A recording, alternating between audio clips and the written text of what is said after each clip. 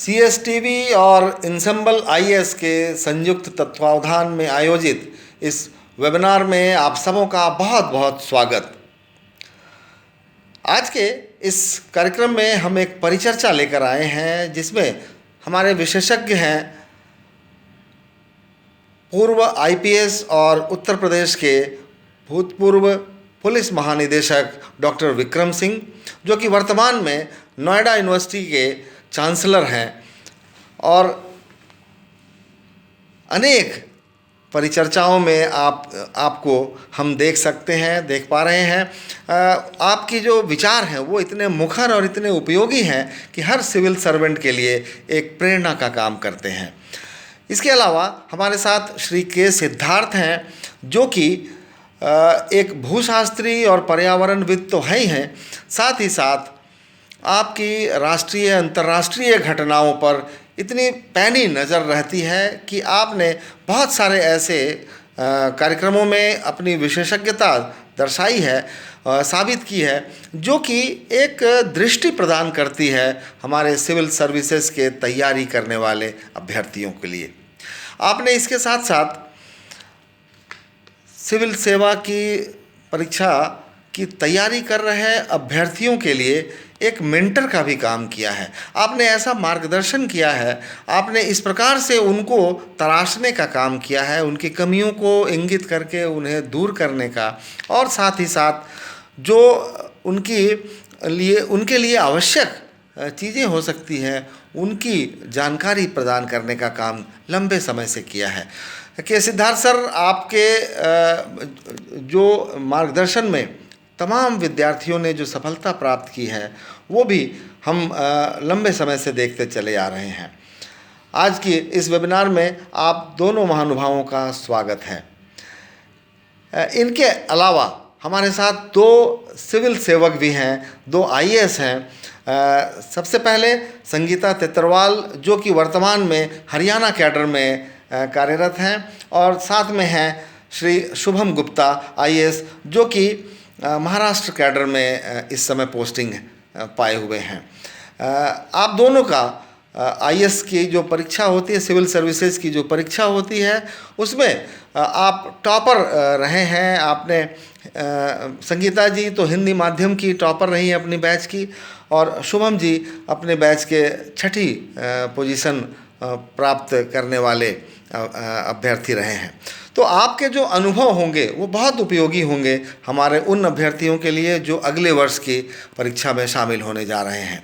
क्योंकि प्रश्नों का जो क्रम था वो लगातार बदला, प्रश्नों की जो रूपरेखा थी वो लगातार बदलती आई है, और उसमें ऐसे ट्रेंड देखने को मिले हैं जिसमें कि विद्यार्थी कुछ अचंभित दिखाई पड़ रहे थे उस दौर में, जबकि सिविल सेवा के जो अनुभवी अभ्यर्थी थे उनके सामने भी ये प्रश्न खड़ा हुआ था कि आने वाले समय में क्या होगा, किस प्रकार से जो ये चेंज्ड सिनेरियो दिख रहा है, जिसमें कि प्रश्नों के ट्रेंड तो बदल ही रहे थे, साथ साथ प्रश्नों का जो क्षेत्र था वो भी बहुत व्यापक होता जा रहा था।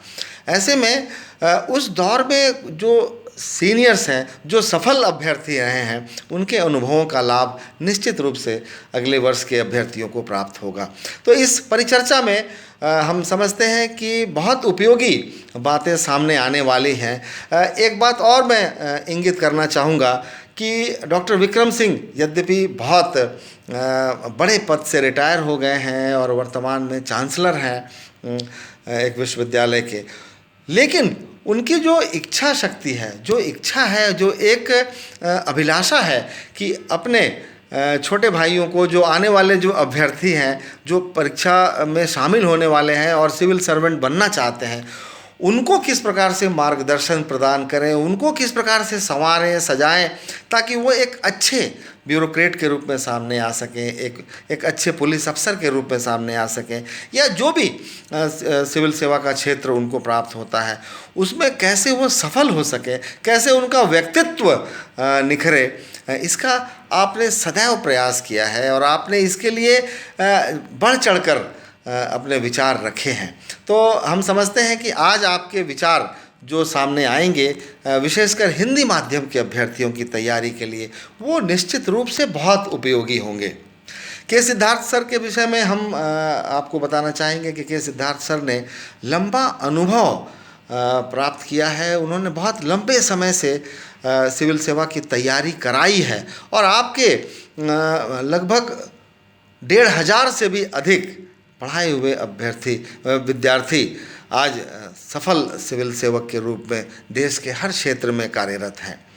ऐसे अनुभवी व्यक्ति का जो मार्गदर्शन होता है वो भी निश्चित रूप से लाभदायक होता है और उसमें बहुत कुछ गूढ़ बातें समाई होती हैं जो कि आने वाले समय के जो अभ्यर्थी हैं उनके लिए उपयोगी साबित होंगी। तो इस परिचर्चा को हम आगे बढ़ाते हैं और आज का पहला प्रश्न हम डॉक्टर विक्रम सिंह सर से ही पूछना चाहेंगे कि सर बहुत बहुत स्वागत है आपका। और मेरा ये पहला प्रश्न आपसे है कि क्या हिंदी माध्यम के अभ्यर्थी अंग्रेजी माध्यम के अभ्यर्थियों से अलग होते हैं? उनकी क्षमता, उनकी कार्यशीलता, उनकी लगन या उनका पढ़ने का तरीका अलग होता है अंग्रेजी माध्यम के अभ्यर्थियों से? आपका अनुभव क्या कहता है इस विषय में? बहुत अच्छा सवाल है, लेकिन इसके पहले हम लोग बड़ी अच्छी सारगर्भित परिचर्चा कर चुके हैं जिसमें संगीता जी ने और अपने अनुभव के आधार पर और बच्चों ने भी अपने अनुभव में बताया था कि किसी प्रकार की हीनत्व की भावना आने का कोई औचित्य नहीं है। हिंदी के बच्चों को हीनत्व की भावना देने के लिए हमारा जो उपसंस्कृति है वो देती है। हमारे बच्चों में हिंदी में और इम्तिहान में और उनकी मेहनत और कर्मठता पे कोई प्रश्न नहीं उठा सकता है। और संगीता जी ऐसे बच्चे जो हैं ये जीती जगती मिसाल हैं, लेकिन उनकी तैयारी में एक विशेष का साक्षात्कार में उनको और थोड़ा परिश्रम करना पड़ेगा, ये भी मैं कहना चाहूंगा। केवल एक अंग्रेजी माध्यम का जो बच्चा जाता है वो अगर 10 में 7 पॉइंट मेहनत करता है तो हिंदी के बच्चे को 7.5 और 8 पॉइंट मेहनत करना पड़ेगा। क्यों? तकनीकी विषयों के ऊपर, करंट अफेयर्स के विषयों के ऊपर, सामान्य ज्ञान के विषयों के ऊपर जो आपका चित्रण है और जो आपका डिस्क्रिप्शन है वो हिंदी में कदाचित उतना सरल नहीं होता है, सहज नहीं होता है जितना शायद अंग्रेजी में हो सके। समझने वाले, सुनने वाले भी यही उम्मीद अपेक्षा करते हैं कि शायद अगर हमको ये बातें अंग्रेजी में बताई जाती तो हम शायद ज्यादा सरल और सहज होकर के समझ पाते। प्रति उत्तर और प्रतिक्रिया देने में भी उनको कठिनाई होती है। तो अपनी कठिनाई का प्रक्षेपण बच्चे के ऊपर डालने इसका कोई औचित्य नहीं है और कालांतर में ये सब चीजें बिल्कुल सहज और सरल हो जाएंगी और बच्चों को बिल्कुल भी किसी बात से अपने को कमजोर और क्षीण नहीं समझना चाहिए। हिंदी के बच्चे किसी भी मामले में अन्य बच्चों से 19 नहीं बल्कि 20 पढ़ेंगे और 21 भी पढ़ेंगे। इसकी जीती जगती मिसाल आपके सामने है। कितने बच्चे हमने देखे जिन्होंने क्वालिफाई किया है और अपने मार्ग को प्रशस्त करते हुए उज्जवल बनाया है, दूसरों के लिए एक मिसाल कायम की है। तो मैं नहीं समझता हूं कि हिंदी में किसी प्रकार की हीनत्व की भावना आनी चाहिए, बल्कि गौरवान्वित होना चाहिए। शुभम, इस बारे में अच्छी तरह से उनको अनुभव होगा इस पूरे पाठ्यक्रम को। उन्होंने एग्जामिनेशन में टॉप किया है। संगीता जी के पास में तो हम लोग आएंगे ही, लेकिन एक टॉपर में क्या लगता है, क्या ऐसा होता है शुभम जी जो कि एक टॉपर को बनाने का काम करता है? वो टॉपर क्यों बनते हैं? ये सवाल दोनों लोगों से है, संगीता से भी, आपसे भी। सर, जितना मुझे लगता है, जितना मैं समझ सकता हूँ, आई थिंक 2 वैल्यूज़ हैं जो बहुत इंपॉर्टेंट हैं किसी भी एग्ज़ाम में और किसी भी जीवन के किसी भी एग्ज़ाम में सक्सेसफुल होने के लिए। And same is true for UPSC civil service also. एक तो सर इनोसेंस है, आपके अंदर innocence will imbibe you to learn from your mistakes और एक्सेप्ट योर ओन मिस्टेक्स और accept a different view point. आपकी लिसनिंग पावर बेटर होती है, तो that is one part of it sir. And second part is definitely curiosity. So you have to be very much curious about what is happening around and you have to be genuinely interested. अगर सिर्फ exam के point of view से अगर पढ़ाई की जाए तो उसका जो रिजल्ट निकलेगा वो बहुत ही डिफरेंट होगा उस केस में जहाँ पे आप जेन्युइनली इंटरेस्ट होकर पढ़ाई कर रहे हैं। In that case you will be able to understand the topic much better और आपकी जो रिटेंशन पावर होती है सर वो भी बहुत इंपॉर्टेंट हो जाती है, because you are understanding it, imbibing it in yourself and then producing it on the paper. ये कितना सिग्निफिकेंट पार्ट है। इनोसेंस ऐसी बात कोई आजकल करता ही नहीं है, लेकिन इनोसेंस क्या करता है कि आपके दिमाग को बिल्कुल अनक्लटर कर देता है, बिल्कुल साफ सुथरा कर देता है, बिल्कुल सिंपल कर देता है। और सिंप्लिसिटी में जितनी चीजें सीखी जा सकती हैं वो कभी भी किसी भी तरह से कॉम्प्लेक्सिटी में नहीं सीखी जा सकती हैं। संगीता जी, क्या कहेंगे आप इस पूरे पहलू के पर कि यह बात कितनी सही है और अपनी तरफ से आपको क्या लगता है कि यह कितना इसको सही हम लोग कर सकते हैं? सर डेफिनेटली शुभम जो कह रहा है वो बिल्कुल ठीक है। अगर आप ओपन माइंड से भी किसी चीज को देखेंगे तभी आप उसको सारगर्भित वे से सारा उसको ग्रहण कर पाएंगे। दूसरी चीज मुझे ये लगती है कि सर सिविल सर्विस या फिर आजकल सारी सर्विसेज के अंदर इतना सारा कंपटीशन है, तो सब जगह एक ही चीज जो है वो है लगातार अगर आप बिना डिप्रेस हुए कंसिस्टेंसी के साथ तैयारी कर सकें, हार्ड वर्क कर सकें, वो बहुत जरूरी है। एंड दूसरी चीज जो है कि एग्जाम पॉइंट ऑफ व्यू से किसी भी चीज की स्टडी करना, क्योंकि मटेरियल तो ऑलमोस्ट आजकल सारे लोगों के पास एक जैसा ही हो गया है। तो अगर हम एग्जाम को एनालाइज कर लें कि एग्जैक्टली हमें क्या चाहिए, एग्जाम किस तरह से हमारे नॉलेज की टेस्टिंग कर रहा है, अगर हम उसी वे से पढ़ेंगे, जैसे आजकल सिविल सर्विसेज का मेंस आ रहा है, तो उसमें सारा एनालिटिकल अप्रोच है। अगर किसी भी टॉपिक को हम शुरू से लास्ट तक पढ़ेंगे तो बड़ा बोरिंग हो जाता है, लेकिन उसी चीज को हम एग्जाम पॉइंट ऑफ व्यू से एनालिटिकल अप्रोच के साथ पढ़ेंगे तो हम उसी में से क्वेश्चन भी फ्रेम कर लेंगे, उसी में से किसी भी चीज का प्रो एंड कॉन भी कर लेंगे, देन करंट अफेयर्स को भी ऐड कर लेंगे, साथ ही उसमें बहुत सारी चीजें जो कोई सॉल्यूशन वगैरह है वो भी थिंक कर सकते हैं, ऐड कर सकते हैं। तो पढ़ने का प्रोसेस अलग हो जाता है, मटेरियल सेम रहता है, तो वो चीजें सर फिर एग्जाम के अंदर हेल्प करती है। तो अब ऐसा क्यों है कि हिंदी के स्टूडेंट्स कभी-कभी पीछे चले जाते हैं और इतनी बातें जानने के बावजूद भी क्या उन्हें इस बात की जानकारी नहीं होती है हिंदी के स्टूडेंट्स को, या वो जानकारी होते हुए भी अनभिज्ञ होते हैं? इस बारे में शुभम की तो भेंट हुई होगी अभी हाल-फिलहाल में अकेडमी में। संगीता ने तो थोड़े दिनों पहले ही क्वालीफाई किया, वो आप खुद हिंदी की टॉपर रही हैं। इस पर विक्रम सर ने भी कितने लोगों का इंटरव्यू लिया हुआ जब यूपीसी के सदस्य थे, तो इन तीनों का क्या मत है? विक्रम सर से हम लोग शुरुआत करते हैं इस पूरे बात की। क्या इस पर मत है? क्या हिंदी के विद्यार्थियों को पता नहीं रहता है क्या इस पूरे पहलू पर कि ऐसी बातें उनके लिए सच में कारगर हो सकती हैं? डॉक्टर सिद्धार्थ जी, इसके पहले हम लोगों ने जब चर्चा की थी तो मैंने आपसे एक आग्रह परामर्श दिया था कि हिंदी के विद्यार्थियों को एकलव्य की तरह एक उनके साथ एक बहुत बड़ा डिसएडवांटेज है कि वो रिसोर्स उनको नहीं मिलता है जो कि इंग्लिश मीडियम के बच्चों को मिलता है। वो बैकअप, वो सपोर्ट और वो रिसोर्स हिंदी के बच्चों को नहीं मिलता। तभी मैंने कहा था कि कुछ ऐसी व्यवस्था की जाए, हो सकता है पब्लिकेशन न हो पाए तो ऑनलाइन क्या हम रिसोर्स दे सकते हैं।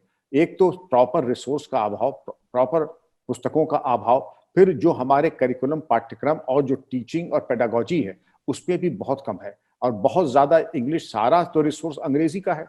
अंग्रेजी के बाद अगर आप देखें तो अन्य जो दक्षिण भारतीय भाषा है उनमें है। हिंदी इस मामले में इसमें बहुत लंबी यात्रा करनी पड़ेगी उन रिसोर्सेज को अपडेट करने में, क्योंकि जैसे ज्यादा रिसोर्सेज होंगे उतना ही बच्चे में आत्मविश्वास होगा, उतना ही उसकी जो अंडरस्टैंडिंग है, जो पहुंच है और जो उसकी एक समझ है वो उतनी गहरी और महत्वपूर्ण होगी। संगीता? डेफिनेटली सर की बात से मैं पूरी तरह से सहमत हूँ। आजकल जितना भी करंट अफेयर का मटेरियल आ रहा है हिंदी के अंदर बिल्कुल भी अच्छी क्वालिटी का अवेलेबल नहीं है। इवन आप न्यूज़पेपर वगैरह में या टीवी पे डिबेट पे देखें तो अच्छी जो डिबेट है वो इंग्लिश में ही अवेलेबल है। देन कोचिंग्स में भी बहुत कम कोचिंग ऐसी है जो किसी पर्टिकुलर सब्जेक्ट के लिए हिंदी मीडियम के अंदर नॉलेज प्रोवाइड कर पा रही है। एंड कहीं ना कहीं सर ये हमारी जो स्कूलिंग है वहां से भी डिफरेंस पैदा होना शुरू होता है। इंग्लिश मीडियम के अच्छे स्कूल्स के अंदर जो भी गाइड या टीचर्स होते हैं उनको अच्छा नॉलेज होता है, तो वो बचपन से ही जो नींव है वो मजबूत बनाते हैं। जबकि हिंदी मीडियम के स्कूल्स में, बहुत सारे गवर्नमेंट स्कूल में सर करियर का ही नहीं पता होता है कि 12th के बाद में होता क्या है। तो कहीं ना कहीं सर हम हिंदी मीडियम वाले वहीं पे पिछड़ जाते हैं। इतने सब लिमिटेशंस के साथ में हम लोग क्या कर सकते हैं शुभम की हिंदी के बच्चे अपने मेंस की तैयारी अच्छी कर सकते हैं? सर अपार्ट फ्रॉम जो विक्रम सर और संगीता मैम ने कहा है, थोड़ी मेहनत तो ज्यादा करनी पड़ेगी सर। हाँ, और मेंस 2021 की तैयारी के लिए व्हाट टिप्स, मतलब क्या क्या टिप्स उनको दिए जा सकते हैं कि जिससे कि उनकी तैयारी ठीक ठाक हो सके? सर दो चीज़ें हैं। एक, आपको जो जितना समय आपको लग रहा है किसी भी टॉपिक को पूरा करने के लिए, तो आप सबसे पहले तो अपने आप को किसी भी इंग्लिश माध्यम के बच्चे से कंपेयर करना बंद कीजिए, क्योंकि इंग्लिश माध्यम के बच्चे के लिए सर ये बहुत ईजी है। The material is very easily available. In fact जितनी पढ़ाई की जाती है, जितनी रिसर्च की जाती है, ज़्यादातर 80% के आसपास सब हिंदी मीडियम में की जाती है, इंग्लिश मीडियम में की जाती है। तो उसके लिए ये बहुत ही लाजमी है कि हिंदी भाषा के बच्चों को ज़्यादा समय लगेगा, क्योंकि उन्हें पहले ट्रांसलेट करना पड़ता है या समझना पड़ता है, और फिर उसको अपनी तरह से लिखना पड़ता है, और उसे फिर उस तरह से याद करना पड़ता है। तो पहले तो ये समझना कि अपने दिमाग में डाल लेना है कि मुझे थोड़ा ज़्यादा समय लगेगा। अगर वो एक्सेप्टेंस आ जाएगा तो फिर आपकी तैयारी आपको बोझिल नहीं लगेगी। You will be able to start enjoying the preparation. पहली चीज़ तो वो। उसके अलावा सर अब आजकल बहुत सारे मटेरियल हिंदी भाषा में अवेलेबल होने लग गया है। बहुत सारी coaching institutes dedicatedly Hindi medium के बच्चों को पढ़ाना शुरू कर दिए हैं। तो वो material easily actually openly available भी है। तो थोड़ी सी जानकारी भी लोगों को मिलना ज़रूरी है कि ये चीज़ें ऑलरेडी हो रही हैं। तो duplicacy of the work can be avoided and they can just get hold of the material which is already there, क्योंकि वो काफ़ी अच्छा है, काफ़ी डिटेल में है, मैंने खुद ने देखा हुआ है। तो इट इज़ डूइंग वेल। तो ये दूसरी बात सर। और तीसरी बात जो सभी बच्चों को करना होता है सर मीन्स 2021 के लिए, गिव योर बेस्ट। ये अगले 2 महीने जो आपके जीवन के होंगे, ये आपको मेक और ब्रेक हो सकता है, बिकॉज डिस्पाइट इंटरव्यू कितना भी इंपॉर्टेंस हो। मैं खुद एक एग्जांपल हूँ। मेरे एक इंटरव्यू में 124 थे, बट मेरा मेन स्कोर बहुत अच्छा था, तो I still was in the list.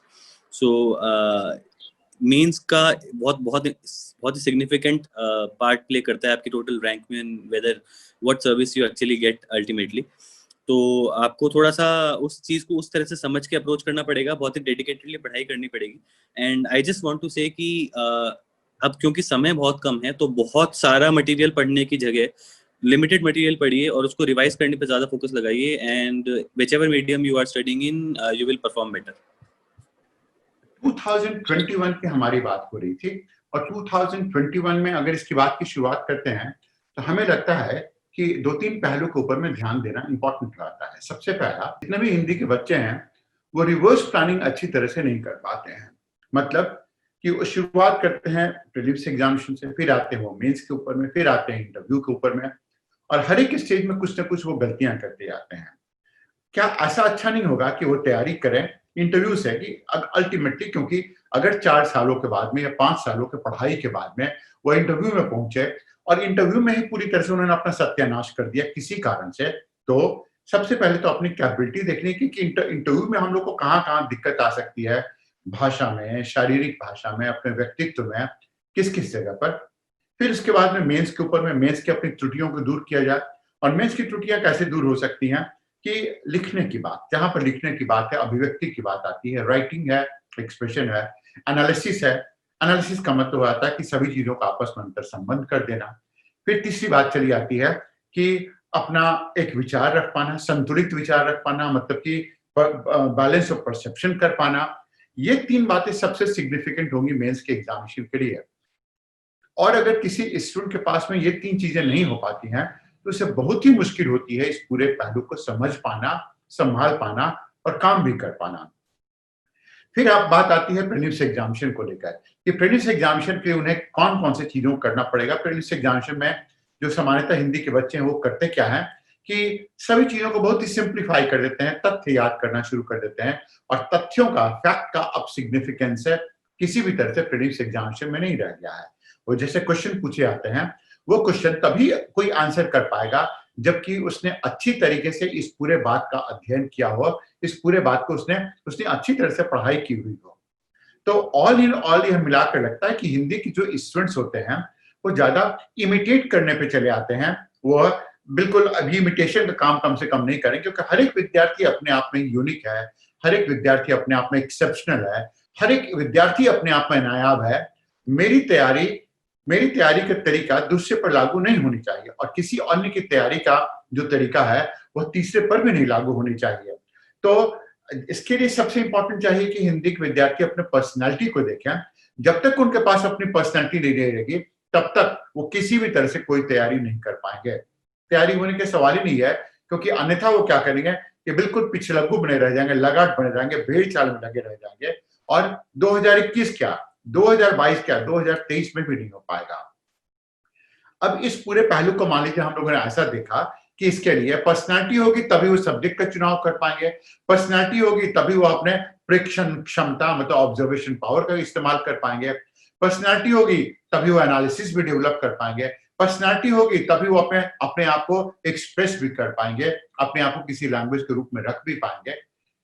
Sir आपका क्या कहना है, विक्रम सर आपका क्या कहना है कि जितनी हमने बातें बताई हैं इस पूरे पहलू पर, और संगीता का भी क्या कहना है इस पूरे पहलू के ऊपर में, कि लड़कों को, स्टूडेंट्स को क्या करना होगा कि वह शुरू से कहाँ से आएंगे, रिवर्स प्लानिंग करें या प्लानिंग करें एक एक स्टेप को लेकर प्रीलिम्स में, उसके बाद फिर जब प्रीलिम्स की 4 बार तैयारी कर चुके हैं तब उसके बाद मेंस पर आए, पता चला कि था मेंस की तैयारी को भी फिर ठीक करना पड़ेगा, क्या करना चाहिए?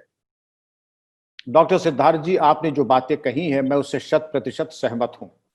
ये सब प्रिलिमिनरी से लेकर के मेंस और मेंस के बाद साक्षात्कार सब एक दूसरे के पूरक हैं। ये नहीं है कि एक दूसरे को आप अलग करके देखें। आप मान के चले कि आप साक्षात्कार में जा रहे हैं, अपने अंदर जो सेल्फ पॉजिटिव इमेज है आप अपने को देखें कि आप सफल अभ्यर्थी हैं और साक्षात्कार में जा रहे हैं। और साक्षात्कार की जो तैयारी करते हैं, आत्मविश्वास, mental balance, equilibrium, focus, analysis, ये जब आपने कर लिया तो आपके लिए प्रिलिमिनरी में भी जो चयन है, जो स्वाध्याय है, पठन पाठन है, वो मेंस में भी काम आएगा। तो बिल्कुल सही है, सबकी तैयारी आप एक साथ करें क्योंकि सब एक दूसरे के पूरक हैं। और अगर एक बार आपने कि डाइवोर्स करके करेंगे, मैं तो प्रिलिमिनरी करूंगा, मेन पता नहीं देना नहीं देना, जिस वक्त ये आया कि पता नहीं तो वाकई पता नहीं ही हो जाता है। इसलिए ये मान के चलिए आपको साक्षात्कार तक जाना है, उत्तीर्ण होना है और इसलिए पूरी तैयारी अभी कर लें। और जैसा कि शुभम ने कहा था, हार्ड वर्क बहुत जरूरी है, लेकिन स्मार्ट वर्क उससे भी ज्यादा जरूरी है। हार्ड वर्क में तो ठीक है, आपने देखा है मजदूर पत्थर फोड़ रहा है, दिन भर पत्थर फोड़ता है, बड़ी मेहनत करता है, उसको सलाम उसकी मेहनत को, लेकिन वो हार्ड वर्क है। लेकिन स्मार्ट वर्क क्या है कि अगर एक स्टोन क्रशर आ जाता है तो जो काम 100 मजदूर 100 दिन में करेंगे, स्टोन क्रशर 2 घंटे में कर देगा। आपको स्मार्ट वर्क करना है, हार्ड वर्क के साथ साथ स्मार्ट वर्क करना है, हर चीज का चयन, प्रायोरिटाइज करना। और एक चीज तरीके से जो तपस्या का समय है, एकलव्य और अर्जुन को हम क्यों जानते हैं? क्योंकि उन्होंने अपने ऊपर सारा निवेश किया, समय प्रबंधन को दुरुस्त किया, टाइम मैनेजमेंट को दुरुस्त किया। और मीडियोक्रिटी यानी औसत और ब्रिलियंस में क्या अंतर है? मीडियोकर से अगर आप पूछें कि पीरियोडिक टेबल क्या होता है तो 10 बार वो खांसेगा, खखारेगा, उंगली चुटकाएगा, जवाब नहीं दे पाएगा। और एक्सीलेंस अगर अर्ध सुषुप्त अवस्था में भी है, आधी रात को भी आप पूछें कि पीरियोडिक टेबल क्या है, the physical and chemical properties of elements are the periodic functions of their atomic number, वो बिना सोचे जैसे गोली चलती है वैसे जवाब देगा, क्योंकि यही चीज है। आपने जो कहा, हर चीज मश्क होनी चाहिए और हमारे डीएनए का पार्ट होना चाहिए, मेमोरी फाइल्स का पार्ट नहीं। मेमोरी फाइल्स तो आज है, सुबह गायब हो जाएगी, लेकिन जो डीएनए का पार्ट है वो कभी नहीं जाता है, जन्म के साथ आता है और जीवन पर्यंत वो हमारा साथ देता है। आपका स्वाध्याय, आपका पठन पाठन इसी प्रकार हो कि जो आपने पढ़ा है आपके डीएनए में आ जाए। अच्छा संगीता जी, आपको क्या लगता है कि इस पूरे पाठ में बच्चों को मेंस की तैयारी में और प्रीलिम्स की तैयारी 2021 की है तो उसके लिए क्या टिप्स होंगे? आप खुद अपने समय की बिल्कुल टॉपर रही हैं, और उनके लिए क्या टिप्स हो सकता है जिससे वो तैयारी बिल्कुल आसान कर सके, बिल्कुल सरल कर सकें? सर मुझे लगता है कि सबसे पहले जब हम तैयारी शुरू करते हैं तो मेंस की तैयारी पहले करनी चाहिए। मेंस के साथ-साथ इंटरव्यूज़ ऑब्वियसली दोनों चीज़ें सेम ही होती हैं। तो मेंस में जो चीज़ें हमें रिटन में बतानी होती हैं, इंटरव्यू के अंदर वही चीज़ें वर्बली बतानी होती हैं। जबकि क्वेश्चन ऑलमोस्ट सेम रहते हैं और बैलेंस्ड व्यू दोनों में ही देना होता है। कहीं से भी, क्योंकि ये रिस्क हमेशा रहता है कि हो सकता है जिस चीज़ के आप प्रो हो, जो भी क्वेश्चन चेक कर रहा है या आपसे पूछ रहा है, हो सकता है उसके एंटी में हो। तो कहीं न कहीं आपके व्यू के अंदर हमेशा वो अप्रोच रहनी चाहिए कि सामने वाला पर्सन भी कन्विंस हो जाना चाहिए। And the most important thing, जो भी आपका व्यू हो वो गवर्नमेंट के व्यू के साथ मैच ज़रूर करना चाहिए, फर्स्ट थिंग। दूसरी चीज़ ये है कि जो भी आप सब्जेक्ट या स्टडी मटेरियल सेलेक्ट करें, उसके बाद में जो भी आप पढ़ना चाहें, तो उसको थ्योरी की तरह या कहानी की तरह नहीं पढ़ें कि आप पहले पेज से के लास्ट पेज तक आप पढ़े जा रहे हैं और उसके बाद में अंत तक पता ही नहीं चला कि एग्ज़ैक्टली इसका सार क्या निकला है। तो पहले एक बार अगर आपने पढ़ा नहीं है तो थोड़ा उसको एक बार ये देख लें कि उसके अंदर किस तरह के क्वेश्चन आ रहे हैं। किस तरह से इसको किसी भी टॉपिक को आप क्वेश्चन के अंदर फ्रेम करके उसके बाद में पढ़ें। जैसे किसी भी चीज़ की डिस्कशन कर रहे हैं, तो जो भी हम आंसर राइटिंग वगैरह करते हैं या फिर बताते हैं, तो उसके अंदर ये चीज़ ज़रूर आती है कि ये हम डिस्कस ही क्यों कर रहे हैं? उसकी डेफिनेशन क्या है किसी भी चीज की, देन उसके प्रो एंड कॉन्स क्या है, उसके अंदर कोई भी प्रॉब्लम है तो उसका सोल्यूशन क्या है, और जो भी देश दुनिया के अंदर क्या सारी चीजें हो रही है उस पर्टिकुलर चीज के ऊपर, तो वो आपको करंट अफेयर से वो सारी नॉलेज आएंगी। वहां पे आप मर्जिंग करें, करंट अफेयर के साथ भी मर्जिंग करें, कहीं पे हिस्ट्री में बैक में कुछ चीजें ऐसी हुई हैं तो उनके साथ भी आप मर्जिंग कर सकते हैं। And the most important thing जो मुझे लगता है कि नंबर दिलाता है आपका सजेशन किसी भी चीज के अंदर, क्योंकि आजकल तो सारा क्वेश्चन ही इस तरह के आते हैं कि उसमें एनालिसिस पूछते हैं, प्रॉब्लम्स काफी सारी होती हैं, तो सजेशन जरूर दें कि इस किसी भी प्रॉब्लम का इस तरह से सॉल्यूशन हो सकता है। तो वो डेफिनेटली वो सॉल्यूशंस आपके माइंड में नहीं होते हैं, बट जो भी करंट अफेयर में जो भी चल रहा होता है, डिफरेंट मीडिया चैनल्स पे जो भी चल रहा होता है, वहां से उन चीजों को पिक करें और उनको एज योर व्यू जो आपको अच्छा लगता है और आपको लगता है कि डेफिनेटली इन चीजों से इस प्रॉब्लम का सॉल्यूशन हो सकता है, वहां पे आप अपना बैलेंस व्यू सॉल्यूशन के रूप में जरूर दें। एंड दूसरी चीज ये है कि किसी भी चीज को आप एक पर्टिकुलर एंगल में ना सोचें।